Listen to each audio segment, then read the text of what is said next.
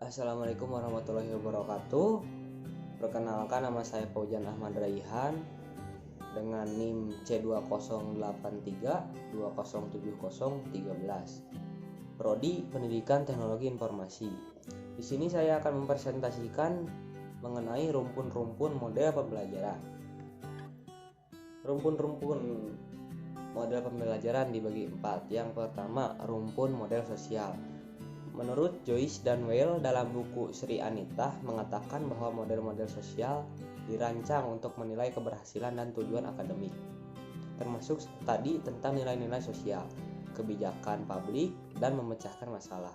Dalam berbagai rumpun model mengajar, dipaparkan perkembangan sosial siswa yang sangat penting pada kegiatan pembelajaran. Partner dalam belajar, yaitu mempunyai partner dalam belajar merupakan suatu kemajuan yang sangat besar dalam pengembangan strategi mengajar yang membantu siswa bekerja efektif. Investigasi kelompok, yaitu menekankan pada rencana pengaturan kelas umum atau konvensional. Rencana tersebut meliputi pendalaman materi yang terpadu secara kelompok, diskusi, dan perancangan proyek.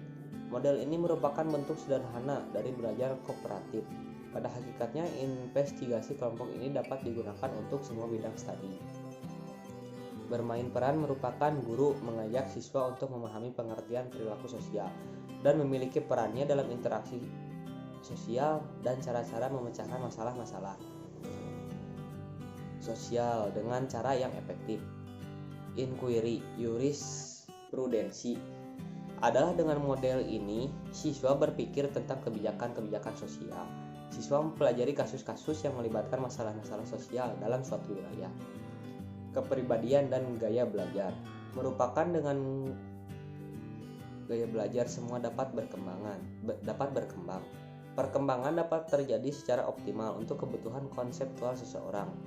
Inquiry sosial, yaitu mengajarkan informasi, konsep-konsep, cara berpikir, dan studi tentang nilai-nilai sosial dengan memberi tugas yang menggabungkan aspek kognitif sosial.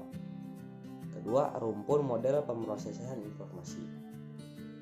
Menekankan pada cara meningkatkan pembawaan seseorang memahami dunia dengan memperoleh dan mengorganisasikan data, memahami masalah dan mencari pemecahannya. Banyak model pemrosesan informasi yang berguna untuk mempelajari kemampuan diri maupun masyarakat untuk menilai tujuan pendidikan pribadi maupun sosial. Berpikir induktif, yaitu dalam model ini cara belajar untuk mendapatkan dan mengorganisasikan informasi serta menciptakan dan menguji hipotesis yang mendeskripsikan hubungan di antara serangkaian data. Pencapaian konsep yaitu memberikan cara yang efektif untuk penyajian informasi yang terorganisasi dan topik-topik yang berskala luas kepada siswa pada setiap tahap perkembangan. Inquiry ilmiah adalah pelajar dibawa ke proses ilmiah dan dibantu mengumpulkan dan menganalisis data, mengecek hipotesis dan hakikat pembentukan pengetahuan. Latihan inquiry, yaitu memberikan rancangan untuk mengajar yang menghubungkan alasan sebab dan akibat. Mnemonik merupakan suatu strategi untuk mengingat dan mengasimilasi informasi.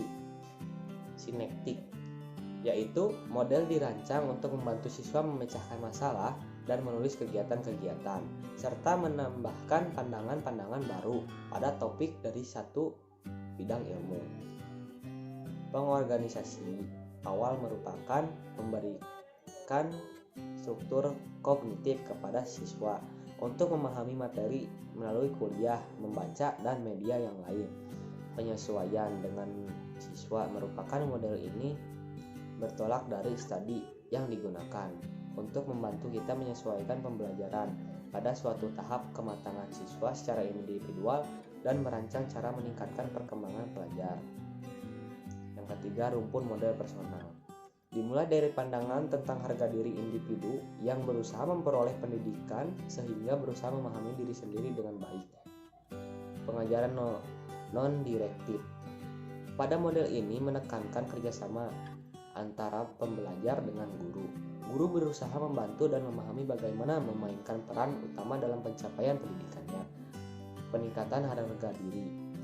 Digunakan untuk membimbing suatu program dalam hal rasa harga diri dan kemampuan aktualisasi diri. Yang keempat, rumpun model sistem perilaku. Belajar tuntas dan pembelajaran terprogram merupakan aplikasi teori sistem perilaku untuk tujuan akademik, tampak dalam bentuk yang disebut belajar tuntas. Pertama, materi yang dipelajari dipecah menjadi unit-unit dari sederhana menjadi kompleks. Pembelajaran langsung yaitu pernyataan tujuan pembelajaran disampaikan secara langsung kepada siswa, serangkaian kegiatan yang jelas dan bertujuan tentang hasil belajar untuk memperoleh kegiatan belajar. Belajar melalui simulasi, latihan, dan latihan mandiri. Dua jenis latihan pendekatan dikembangkan dari teori perilaku kelompok sibernetik. Salah satu diantaranya adalah model teori ke praktik dan yang lain adalah simulasi. Sekian dari saya. Mohon maaf bila ada kesalahan. Assalamualaikum warahmatullahi wabarakatuh.